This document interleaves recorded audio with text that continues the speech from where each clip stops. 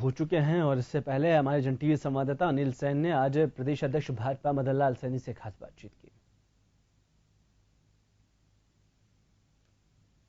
राजस्थान में दूसरे चरण का मतदान संपन्न हो गया है। हालांकि पहले चरण के मुकाबले दूसरे चरण में वोटिंग कम हुई है। हम इस पूरी चर्चा के साथ में हमारे साथ में प्रदेश अध्यक्ष भाजपा के हैं मदन लाल सैनी जी, वो मौजूद हैं। पूरे चुनाव को उन्होंने बहुत बारीकी से देखा है, हर विधानसभा क्षेत्र पर वो पहुंचे और 25 लोकसभा सीटों का समीकरण भी बैठा है। मदन जी, आपने पूरा देखा है, रोड मैप बनाया है, पूरे संगठन को आपकी अच्छी पकड़ है। 25 सीटें आपकी हैं, एक नागौर की सीट अलायंस में है। क्या मानते हैं, पहले 25 सीटों का क्या नतीजा रहेगा 23 मई को? लोगों में इस बार इस चुनाव को लेकर एक नया सोच बना है और ये बना है कि देश के विकास, गरीब जनता के बारे में चिंतन और देश की प्रतिष्ठा का चिंतन प्रधानमंत्री ने करना चाहिए।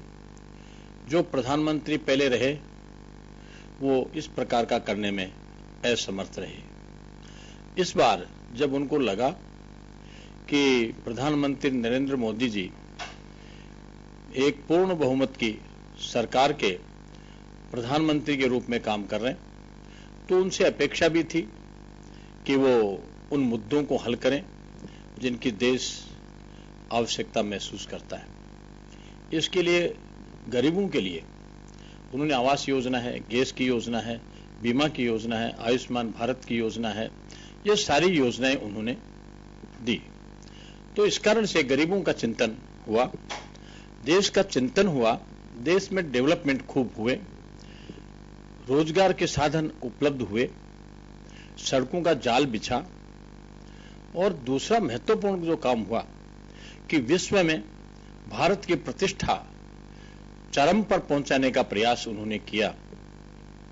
हम सोचते थे भारत विश्व गुरु बने, विश्व गुरु को भी था, इतिहास में पढ़ते थे, लेकिन उन्होंने यूएनओ में 21 जून को और योग दिवस के रूप में मान्यता दिलवाकर प्रारंभ किया है कि भारत में वो ताकत है जो विश्व गुरु बन सकता है।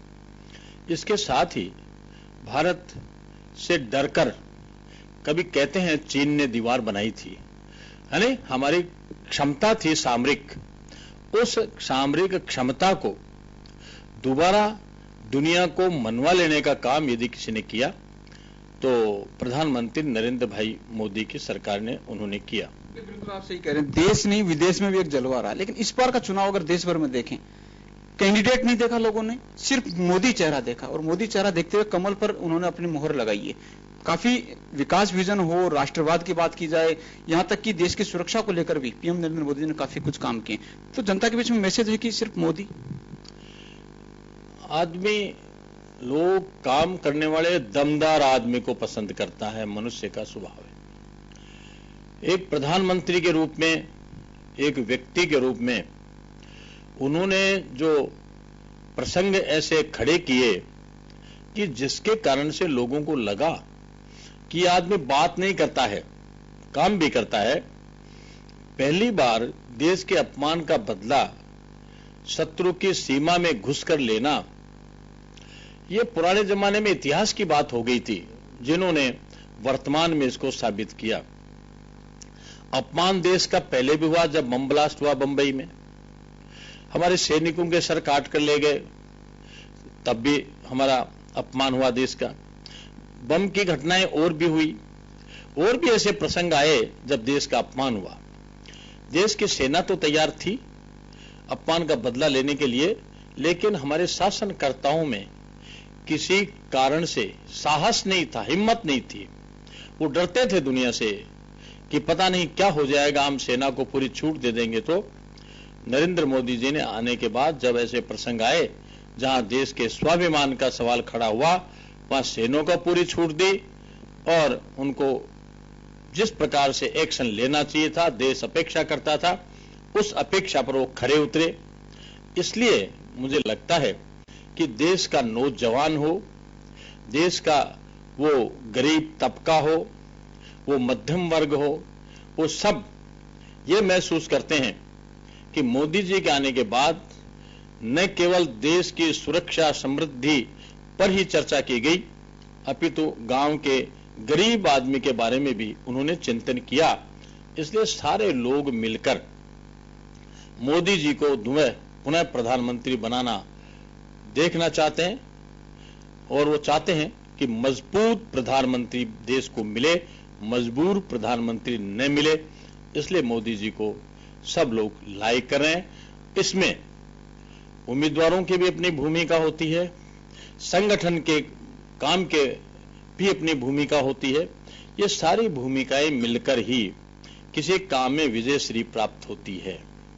हमारे राष्ट्रीय नेतृत्व के कारण, हमारे बूथ के मैनेजमेंट के कारण, हमारे बूथ के कार्यकर्ताओं के कारण, जिला प्रदेश मंडल के कार्यकर्ताओं के कारण ये सारी सफलता जो मिल रही है उसके कारण से मिल रही है, जिसमें माननीय प्रधानमंत्री जी का बहुत बड़ा योगदान है। राजस्थान में क्या समीकरण मानते हैं? 25 सीटें हैं आपके पास में, क्या पिछली बार की तरह क्लीन स्वीप करेंगे आप कांग्रेस को? 25 की 25 सीटें आएंगी? मैं सोचता हूं ये पहली बार राजस्थान में होगा कि जब जिस पार्टी की सत्ता हो उसको एक भी सीट न मिले। ये पहली बार होगा राजस्थान में। आज तक 25 की 25 सीट कभी कांग्रेस को कभी बीजेपी को मिलती नहीं है, लेकिन उस समय सत्ताएं थी उन पार्टियों की जिन पार्टियों को 25 की 25 सीट मिली। और इस बार 25 की 25 सीट सत्तारूढ़ पार्टी के खिलाफ विपक्षी पार्टी को राजस्थान में मिलेंगी, 25 की 25 सीट मिलेंगी। कुछ सीटों पर दूसरे चरण में वोटिंग ट्रेंड कम रहा है, रुझान पिछले चरण के मुकाबले कम रहा है, किस तरह से इसको बीजेपी देखती है? ऐसा है कि हमारा मतदान तो कम हुआ नहीं है, इसलिए नहीं हुआ कि आज भी सब लोग ये बात मानते हैं कि हमारा बूथ मैनेजमेंट बहुत मजबूत है और बूथ मैनेजमेंट के आधार पर ही पोलिंग परसेंटेज बढ़ता है या घटता है। हमारा सारा कॉल सेंटर का सवाल हो, हमारे बूथ का मैनेजमेंट का सवाल हो, हम सब लोग लगे हैं इस समय तक कि हमारा मत प्रतिशत किस प्रकार से बढ़े। तो ये सारा बढ़ावा जो मत प्रतिशत है हमारा है और जो कम हुआ है वो कांग्रेस का कम हुआ।